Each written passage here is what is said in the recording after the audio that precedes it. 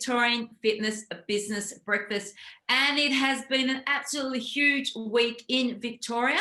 But before we go to Victorian news, I just want to thank everybody on behalf of Edwina and Justin on all of your positive feedback on our first episode last week, which was all about finance. And it was a great episode. And if you have missed it, what you can do is scroll down on Edwina's Facebook page here. You'll find the episode, and you'll also find it on the gymowners.podbean.com and also on the Active Management page. So if you missed our episode last week on finance, that's where you'll find it. Now, this morning, I'll be handing our interview over to Edwina Griffin. And as most of you know, she is a health and high performance expert and also was recently nominated and placed on the Fitness Australia board. So congratulations, Edwina. Oh, thanks, Mel. You're very welcome. So before we go ahead with today's interview, I just thought I'd give you a bit of a roundup on Victoria over the last week. We are so excited to be going to 100 people on Monday. Club owners have got their marketing out there. Members are booking into their classes, and fingers crossed we will be able to eliminate the COVID marshals. So that's the big news in Victoria this week. Anticipation is high. 5 weeks to Christmas. What more could we want?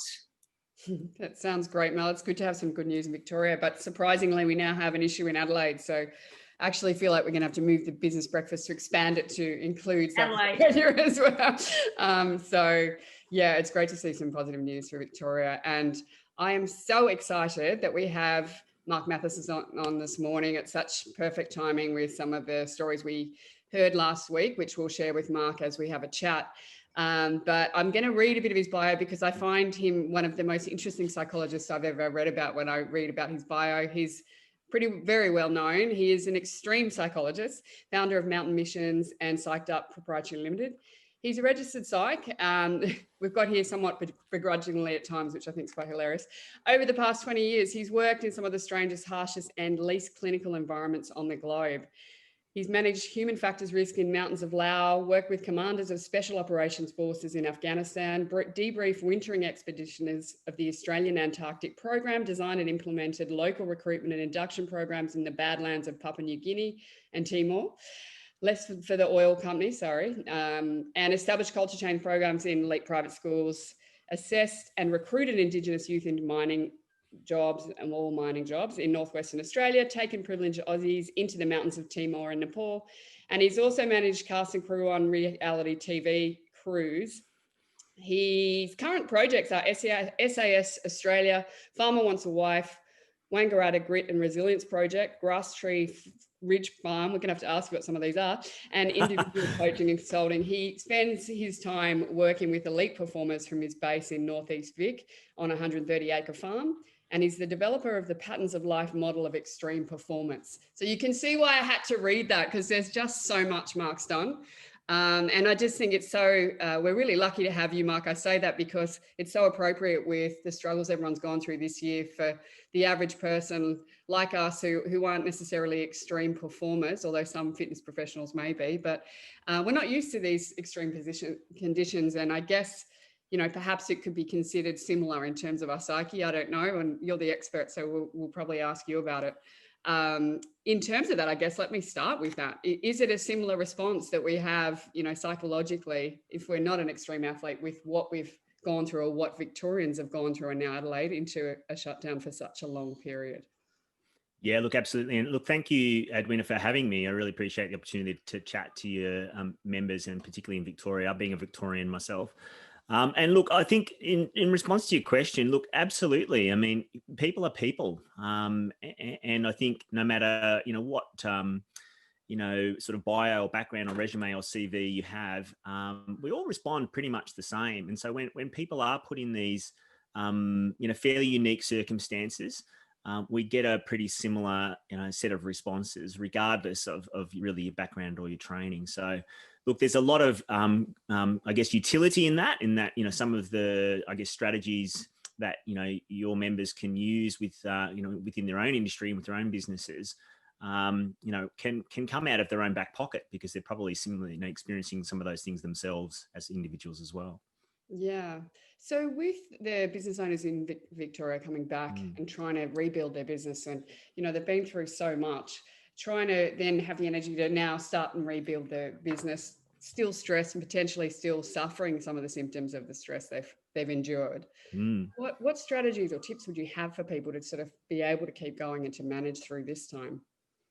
Look, I think really the first one, and it's an obvious one, is to practice what you preach. I mean, we work in the fitness industry, and ironically, my background is in sports psychology, and I started out as a personal trainer. So, that's a long time ago now, mind you.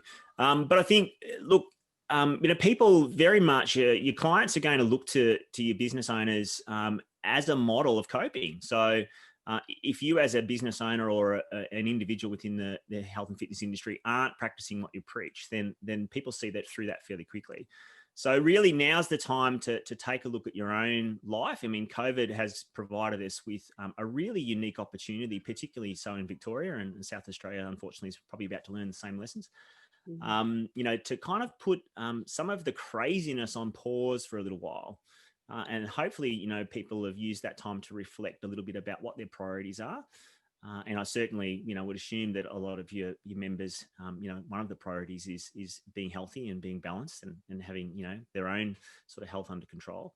But look, what we know from psych research as well, and it's primarily come out of the mental health space, is that really the most effective intervention in terms of predicting outcomes from a therapeutic intervention is what we call the Therapeutic Alliance. In other words, if people like and respect their psychologist or their mental health worker, then guess what? They get better outcomes. And I would really suggest to your members that the same goes for the fitness industry. If they like and respect and look up to and can see a really effective model of health and well-being in their business owners or in their fitness industry instructors, then they're going to get better outcomes themselves. So firstly, practice what you preach. I think another big one at the current point in time is to try and get outside. I mean, the weather's just started to turn, really quite lovely in many parts of Australia, and people have been locked up in Victoria for a long time. So, nature has a really amazing healing impact, even if it's just to, get outside and exercise in the park. So as business owners and as instructors, I think getting outside, thinking about ways to maybe try and incorporate some outdoor modes of, approaching their work, if only for themselves, or even out into some regional areas. So go for a drive and, work out in a different space just to clear your head. And look, lastly, I think rebuilding social connections. I mean, Zoom's wonderful and, we're all using it today. But, it is a poor alternative for, really spending face-to-face time. So as business leaders, I mean, they really need to look at their teams and their businesses and start to rebuild their own social connections as well, because they're the things we lean on in terms of our own social supports and well-being as well. So intentionally getting out and reconnecting with friends and business colleagues is really important. So I love that. I've not heard the therapeutic, what's it called again? The therapeutic, that response? Therapeutic Alliance. I like it. But in terms of that, so you say they need to respect and like their team, and the processes, is that what you're talking about as well in terms of respect the way they are dealing with health within the team? Yeah, absolutely. So anybody who's in a health position, where you're, I guess, supporting other people, you are a role model, whether you like it or not. And you can certainly, get a certain distance in a business sense or individually by, using fantastic technique. So you can, teach people, all of the different strategies, methodologies to improve their health and well-being. But really what sits behind that from a change perspective is whether the individual is modeling those things themselves. And so, we all know instructors and people who work in the health and fitness industry, not just exclusively fitness, but, doctors, for example, who, drink and smoke and party too hard. And, they physically sometimes even don't look pictures of health. And we know that, clinically that has an impact on whether people take their advice seriously or not. So, getting your house in order is not only good for your own personal health, but it's also good for your business.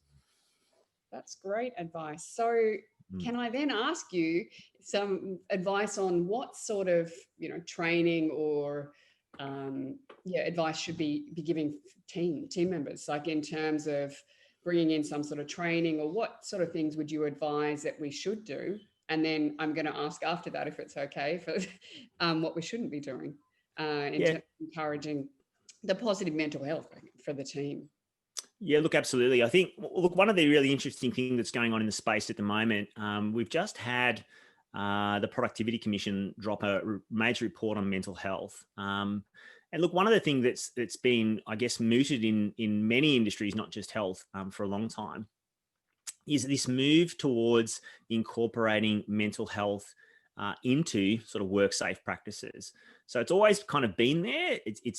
But it's never really been endorsed or encouraged as something that you kind of have to do as a mandatory component. And really what the Productivity Commission report has just suggested to government, hasn't been adopted, of course, just yet, but is that, psychosocial risks within the workplace, both for employees, business owners and clients, is likely to now be included as a sort of mandatory component. So what that really means, in COVID, of course, is highlighted again, is that, we now need as businesses to take mental health really seriously. And that means we need to look at it from a risk perspective, risk to our business, risk to our clients, risk to our employees, and have strategies in place, just like we do for physical safety, making sure people are, working at, the appropriate desk heights and, have breaks and can't work for too long and have to have appropriate sort of opportunities to rest and so forth. The same is now about to start to occur within the mental health space. And so it's really timely that, your members, I guess, start to think through these things. Is there a golden answer at this stage? Not really. I think a lot of it is common sense around mental health, but we can certainly start to be thinking through, well, what are the risks in my business? Risks to particularly my team members, and how do I now start to include, training or induction materials to give them the skills they need to look after themselves, each other, and their clients. And I guess some of the basic ones that I trot out, just as examples more than anything, because remember, none of this is mandatory, is, there's a plethora of mental health first aid courses now starting to sort of be disseminated into the business community. And look, health and fitness is one where I think it's really quite appropriate, because as I'm sure your members have experienced, people come into fitness centers and often it's the first sort of cathartic release opportunity they've had in places like Victoria. And so you get all sorts of stuff starting to leak out the sides, so to speak. So your team members need to start to, have some skills, some very basic skills. We're not, suggesting everyone needs to be a mental health professional, but some very basic skills in managing that, and providing a first aid type response. And also to, maybe look at some more complex skills in the future. So unfortunately, JT couldn't make today, but he shared with us last week a story of a fitness instructor team member who tried to commit suicide, and just the repercussions of that on the whole team and the business as a whole. So I guess, the mental health first aid would be an awareness amongst the whole team to try and to bring that awareness up and look out for each other and know how to handle. But, are there, any tips you can give for handling a situation like that as a business owner? I mean, it's an overwhelming responsibility. Obviously, you can't take full responsibility for something like Absolutely. that. However, the responsibility is heightened when a team member's at that level. Is there any advice you can give around dealing with something like that? Well, look, there's two things. I'd say, again, self-care, because it is a very stressful and complex situation. And psychology and mental health is a bit of a dark art. It's a bit of a black box. People don't know a lot about it. So looking after yourself and making sure that everybody in the team has access to resources, I think is really, the primary initial sort of response, I'd say. But over and above that, I think that, we can do some really simple stuff in terms of containment. And I won't trot out the whole mental health sort of first aid model right now, but I'll certainly perhaps give you some resources to distribute, via Facebook. There's a simple, just like there is, Dr. ABC for, for physical first aid, there's some very simple processes that team members can use, to try and contain that initial situation and respond. But over and above that initial sort of crisis, I think, what business owners can be doing is is looking at their mental health literacy. So how well does the team understand these issues, and do they have a basic frame on, sort of understanding what is a mental health issue, what isn't a mental health issue? Because, one of the dangers, I think, or one of the fears I think a lot of people have is, I don't understand this. I don't feel comfortable with it. And so rather than perhaps getting involved, I'll step away or perhaps, avoid that issue and assume and or hope that, a GP or a psychologist will somehow magically pop up and fix it. And look, that's a natural human response to things that are scary. So it's not a criticism at all. But, we can certainly be taking steps to increase our understanding of mental health. And some really simple online training that, a lot of people, a lot of the, Australian Psych Society has one, for example, where you can start to learn a little bit about it. So you know what you're looking for, and you've got some basic first aid skills to respond. Yeah, that sounds like great advice. And thanks for sharing that information. Mel, go for it.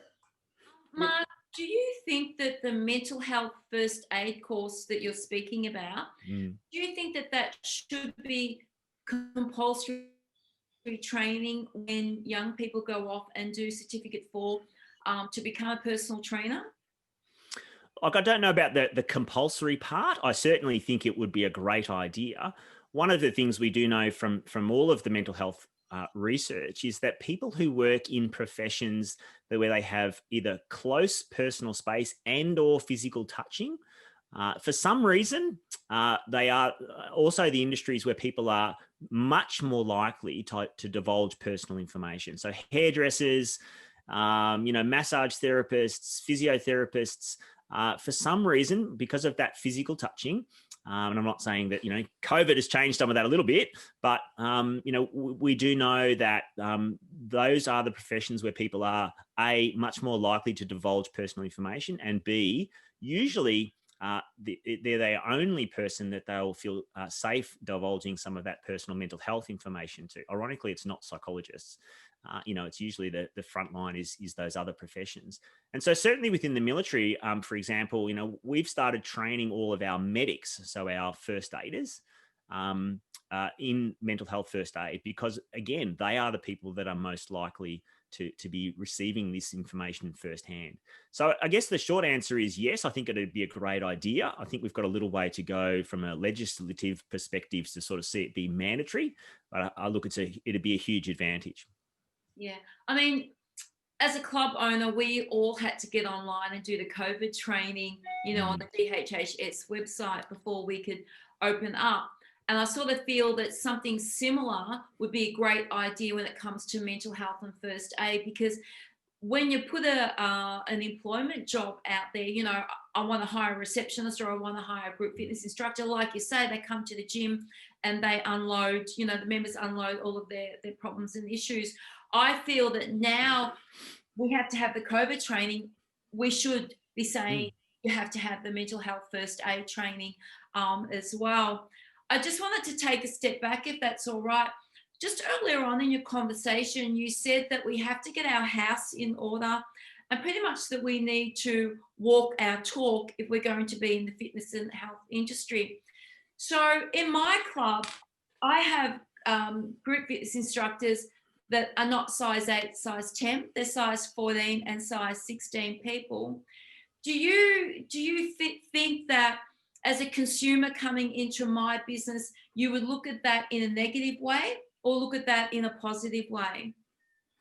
No, I think it's about, again, I mean, not fulfilling too many stereotypes, because obviously we all know that, within a consumer-based society, there's enough push from the media to sort of create maladaptive stereotypes, particularly around, body shape and size and fitness. So we're looking, the average from a mental health perspective, statistically is from sort of, minus 20% to plus 20%. So, that's always been the case. And even from a mental health perspective, if we're, say, looking to diagnose things like, depression or anxiety, which are the most prevalent issues, there's a fair range of moods, that are still considered normal. So, feeling depressed, 2 days out of 7 doesn't mean you've got the diagnosis for depression. It takes a fair range of sort of behaviors to fit the diagnostic criteria. And I think we really need to be careful about, when I say getting your house in order, it's not conforming with those maladaptive stereotypes. It's just being a healthy, balanced, happy individual that, spreads, or I guess their efforts around in a variety of health, fitness, nutrition, and mental health issues, such that, they've got a firm base on which to base decisions from. So the short answer is no, I don't think we need to be, conforming and endorsing maladaptive stereotypes, but I think, people will approach a range of instructors because they see themselves, that they want somebody to be a bit like them. I gave Edwina some questions during the week, so I'll hand that over to Edwina. Sure. No, you can ask them. There's no need. I just wanted to check in with John and Catherine. We have 2 guests on who have got their cameras off, but are there any questions you wanted to add in, John and Catherine? Thanks for joining us. Yeah, thanks for having us, accidentally, I suppose. I'm actually wondering, with Mark, we're reopening. I guess the main focus is to reopen and reintroduce the services we've always offered. But how important is it to adapt now and actually offer, different services, maybe more socially based, aiming for more cohesion and that type of mental support? Yeah, absolutely. Look, I think one of the critical issues in mental health, not just in the fitness industry, but across our communities, is reconnection. And by that, I mean, obviously, socially reconnecting. We've obviously learnt to adapt again to the sort of Zoom-based society, but I really think that there's a danger there. I think it certainly adds something to our sort of workplaces and communities and lives that we perhaps have really undervalued in the past. But people still need to gather in social places, and there's no doubt that the fitness industry is a social place. It's where your members come quite often to be with people that are like them and socially. So I think there's a great business opportunity there, if handled well, and it needs to be part of your sort of strategic thinking around how do we provide an opportunity for people to reconnect. And I think that goes for not just your clients, but also your team members as well. I mean, people come to work quite often to be social as well. Now, if you're in an individual practice where you're sort of a sole operator, that can be a bit tricky. But you still need to be thinking about how am I going to intentionally create space for myself to reconnect socially. And that means reaching out to friends and colleagues and intentionally, having coffee dates or setting up a time to go and exercise together in the park, and intentionally, talking about sort of, your everyday life stuff, venting like we all do to our friends and colleagues. So I think the fitness industry is well placed to really, maybe not take advantage of it, but to play a leadership role in providing that opportunity for people to reconnect with each other in a positive manner, and in a way that models and builds, really good mental health. That's interesting. I noticed the emphasis on positive. Would you suggest some structure around that to ensure the conversation is directed given the circumstances? Well, maybe not the conversation, but I just think the context. I mean, clearly in Australian culture for a long time, we've had the social context of being beers and a barbecue and that sort of, perhaps somewhat maladaptive from a health perspective. I mean, I'm not saying it's bad. It's just that it's, has some drawbacks, obviously, that, we need to be careful about tacitly endorsing. So I think, thinking through, what are the healthy ways that communities and individuals connect with each other socially? What are the settings? Outdoors, parks, barbecue areas can be great, but, think again about where are the kids going to be, who's going to be looking after, the amount of alcohol that's consumed. So you just need to be, I guess, a little bit strategic in your thinking, and be, creating a space or an environment or an opportunity where it's possible that endorses all of those really adaptive coping strategies. So, exercise is a no-brainer. I mean, we all know that that's a positive influence on mental health. So if clearly building social activities around exercise is a fundamental part of our business. But then we just need to think about, how far we digress from that. So social activity doesn't need to be separate from exercise. in and of itself. It is. So it's just a case of saying, well, let's just look at some of the other bits that go around that. Alcohol's a classic example of food, and trying to model, again, appropriately adaptive ways of reconnecting with people in social. Food's another great one. We all like to eat, and we all eat in social settings. So let's just be careful about, how we model using food as a social way to reconnect. So John, will you be adjusting your sessions or your classes as a result of that feedback? Is that what you were thinking? I think it's more reassuring because we have talked as a team. We're actually introducing just more, meeting groups, walking groups, running groups, that type of thing, where essentially it's not actually driven to create a mass revenue stream or anything like that. It was more about reintroducing people to a group exercise setting. And I think now it's obviously going to have a more powerful impact potentially on someone's mental health as well. So it was really good to hear. John, we ran walking groups throughout lockdown, and they were the first class that everybody wanted to be part of. So they obviously, we were restricted on numbers, but we had to put more walking groups on. We didn't charge for them. We just ran it at a loss. We paid the instructor. The people came along. They met at the front of the club. There was a park across the road. So we just used the park across the road to do laps, for 45 minutes to an hour. And then as the walking groups progressed, they then ventured out into the street and that. So we found that the walking groups allowed the members to reconnect with each other, and they all had a similar interest, and that was the gym. And they all were able to talk about their experiences through lockdown. But Mark, if I can just ask you a question, we've been open now, I'm just going to say we've been open 10 or 12 days. We have had a couple of occasions where we have had a member have a meltdown, if that's the right word to use, in the club. So we had a lady on a cross trainer just break down and start crying. And then we had an ethnic gentleman at reception, totally frustrated with the fact that we were only able to have X amount of people, come to a class, and he kept missing out. And he actually started screaming about how he hated government and just venting. Now, we can equip our staff the best we can when it comes to objections about buying memberships. Yeah. But how do we equip our staff? And the majority of us have a young generation working behind the desk. So how do we equip them when this happens and they're rostered on? Because that's not what we employed them for. Look, absolutely. And I guess I think it comes back to, the sort of mental health first aid training I talked about earlier is really the model that I'd be sort of suggesting that that's the situation that's ideally suited for. I mean, we're not talking about people having psychotic episodes and really in-depth complex mental health issues. The typical scenario is going to be exactly that, where people just basically have a bit of a meltdown.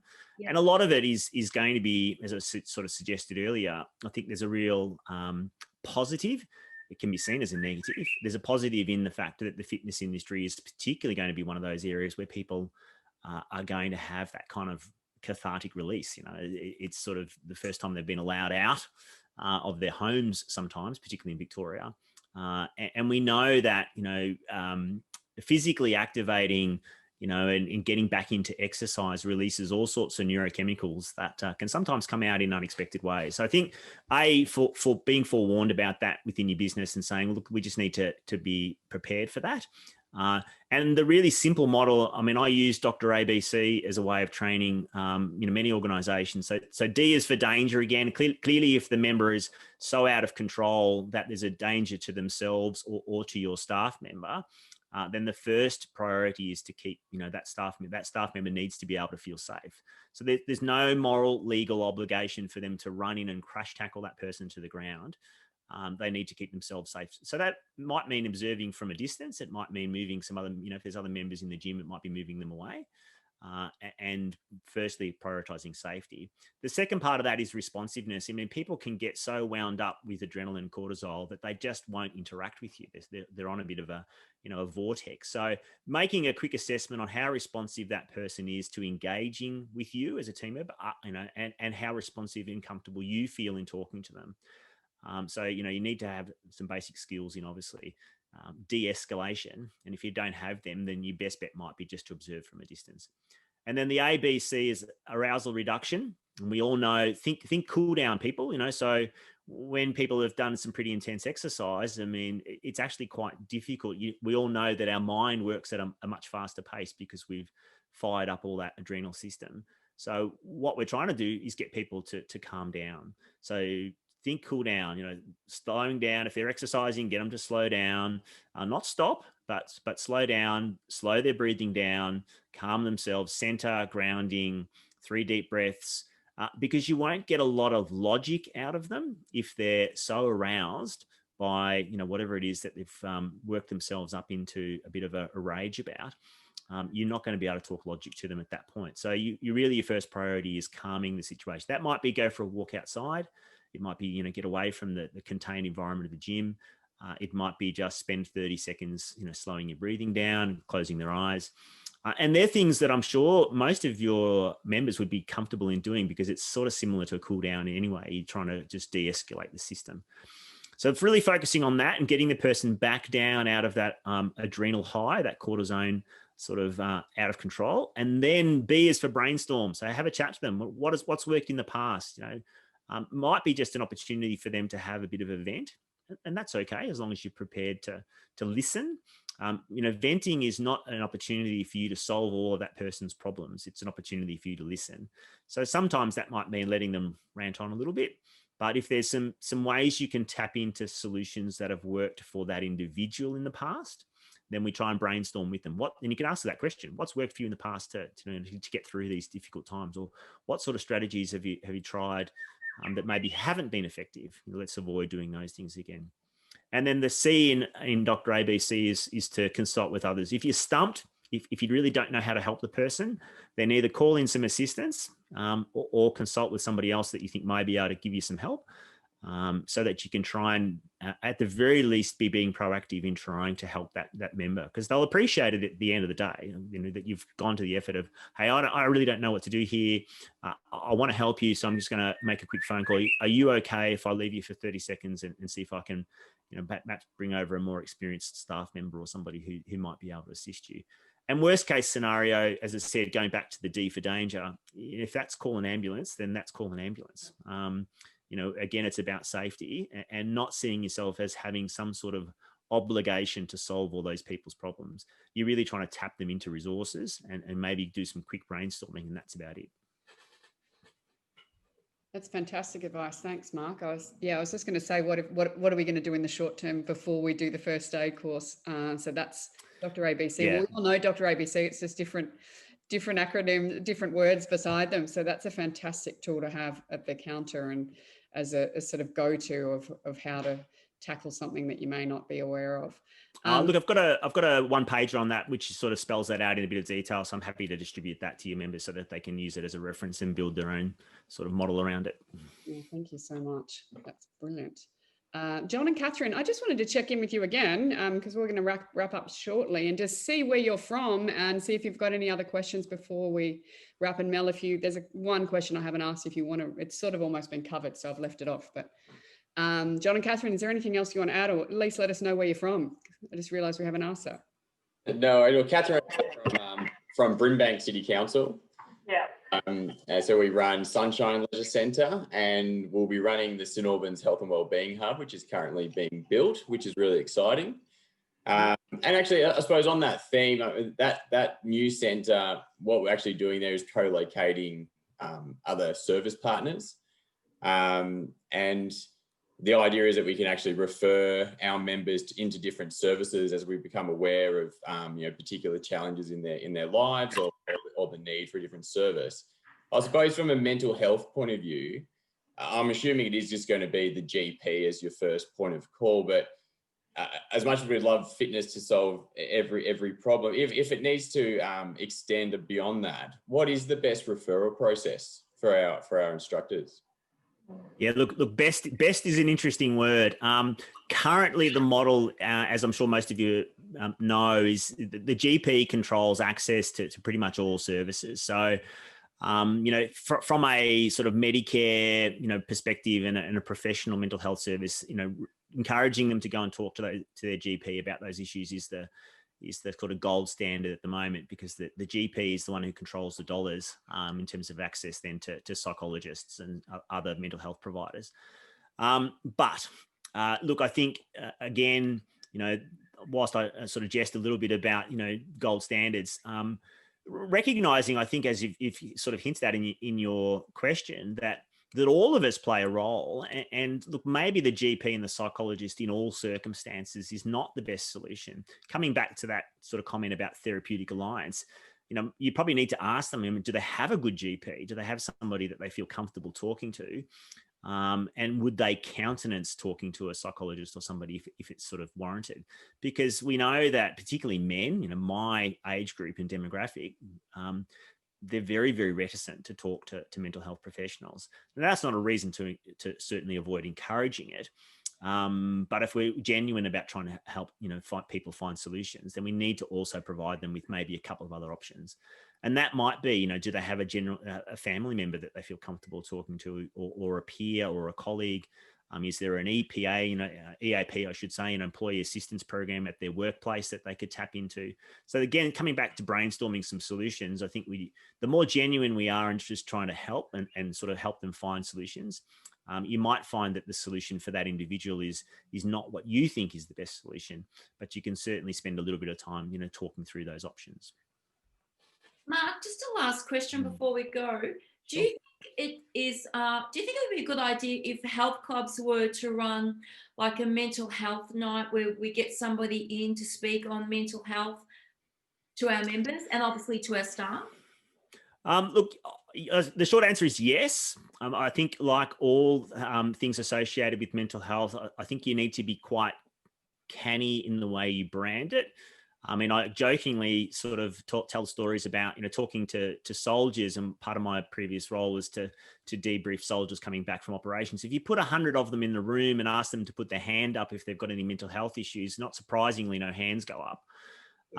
And so we just need to be a little bit careful and appreciate that there is still a stigma about mental health. And so if you put on a mental health night, you'll get people self-select to go to that. So you'll have some people who go to it because they want help. And so you'll end up with a whole lot of people asking, a whole lot of tricky questions.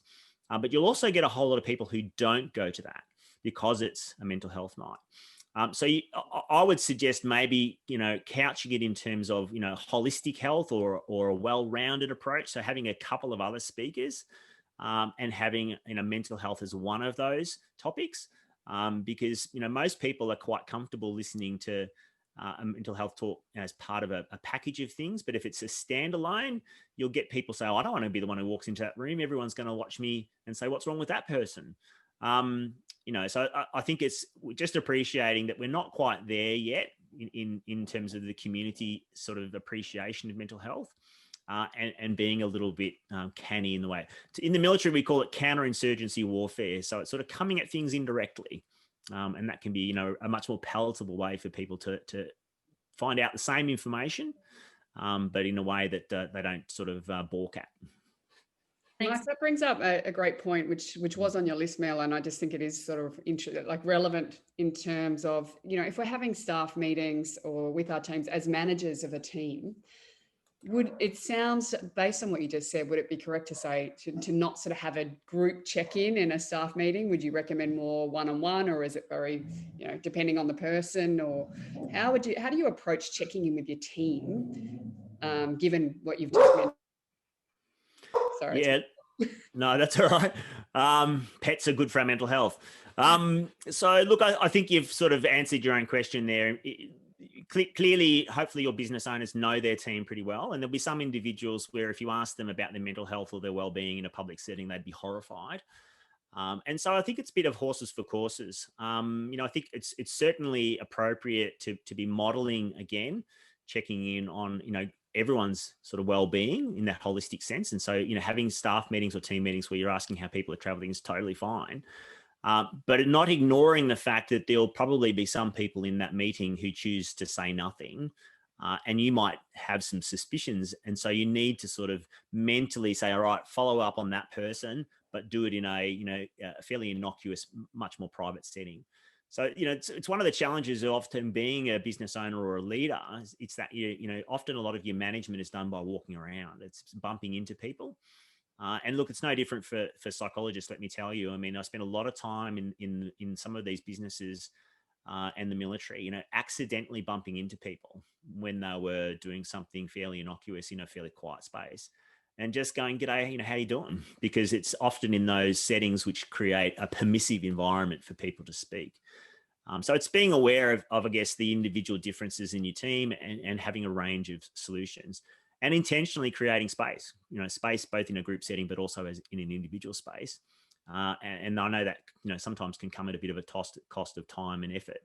But in the long run, mental health issues from a WorkSafe perspective are they're about 5 times more expensive to manage through WorkCover and WorkSafe than a physical injury. So from a business leadership perspective, it's time well invested. Brilliant. Thank you so much.